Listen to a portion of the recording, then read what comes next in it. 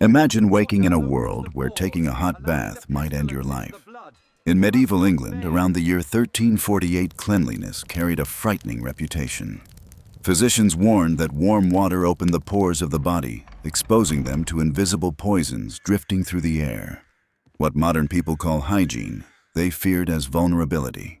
Instead of soap and steaming baths, survival meant sealing the body beneath layers of sweat, linen, and dirt. It sounds unimaginable today.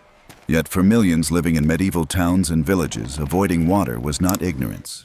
It was protection. Morning in 14th century England begins without the comforts modern life takes for granted.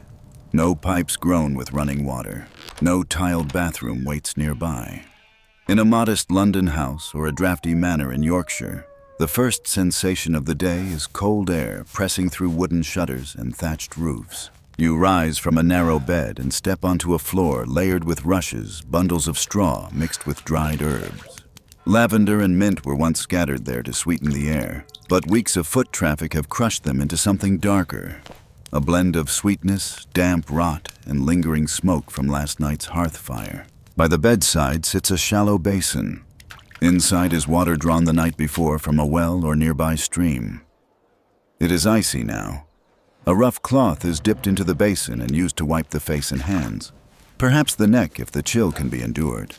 For most people, that brief ritual is the entire act of washing for the day. The rest of the body remains covered beneath layers of clothing and the residue of labor sweat, soil grease, from cooking fires. Yet, medieval medical theory insisted that this was not neglect. According to the dominant belief in miasma disease, drifted through corrupted air. The human body was a fortress, and pores were its vulnerable gates. Hot water, physicians warned, opened those gates, and once open pestilence could enter. In the shadow of the Black Death, which would soon devastate England in 1348, such fears felt terrifyingly real. Clean skin was seen as exposed skin. Dirt, strangely enough, became a kind of armor, an imperfect shield against a hostile environment people could neither see nor fully understand. Ideas about cleanliness in medieval England were not only shaped by medicine, they were reinforced by power, wealth, and social hierarchy. The aristocracy lived by a very different logic than the common population, yet their approach to hygiene was no less unusual. Among nobles, water was often avoided just as carefully as among peasants. Instead of bathing, the elite placed their faith in linen. Fine white linen shirts and undergarments were believed to act as living filters for the body. As a person perspired, the fabric supposedly absorbed harmful impurities that escaped through the pores. In theory, the cloth did the cleaning. A wealthy nobleman might change his linen several times a day. Servants delivered fresh garments, cool, crisp, and brilliantly white. Each change was thought to purify the body, indirectly removing toxins without exposing the skin to dangerous water. The practice soon took on symbolic meaning. A glimpse of white linen beneath velvet sleeves or embroidered collars became a public signal of refinement. Cleanliness in this world was less about washing the body and more about displaying controlled order. In royal courts and noble households, these small visual cues carried political weight. A lord who appeared disciplined and well-kept projected authority.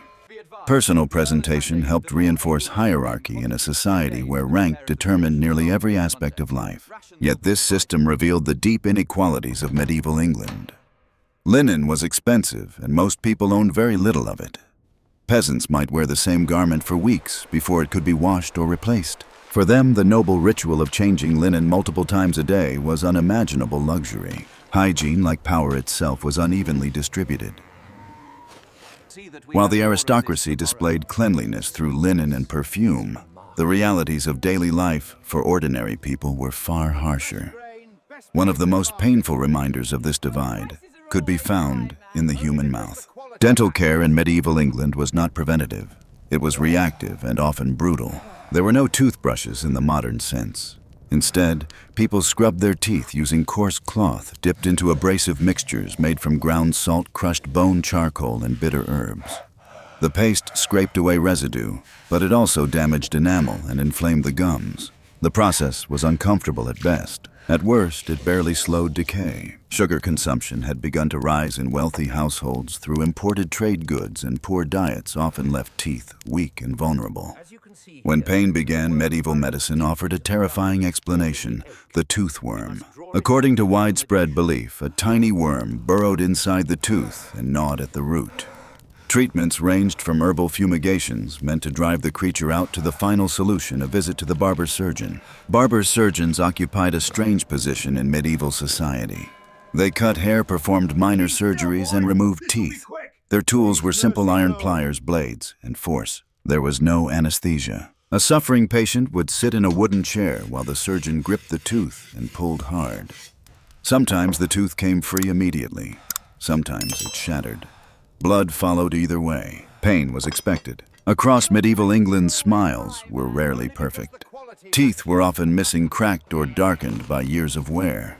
Yet people endured these conditions because survival demanded it. In a world where even basic hygiene was limited, the human body became another battlefield in the struggle to endure daily life. If personal hygiene was difficult inside the home, life outside the door revealed a far greater challenge. Medieval cities, especially London, faced a problem that modern infrastructure has largely hidden from view. Waste had nowhere to go. There were no underground sewer systems, no pipes to carry refuse safely away. Every household produced waste, and most of it ended up frighteningly close to where people lived. Inside castles and wealthy manors, toilets were known as guardrobes. They were little more than stone benches with holes cut into them, positioned over deep pits or extending over the castle wall. Gravity did the rest. Waste simply dropped into cesspits below.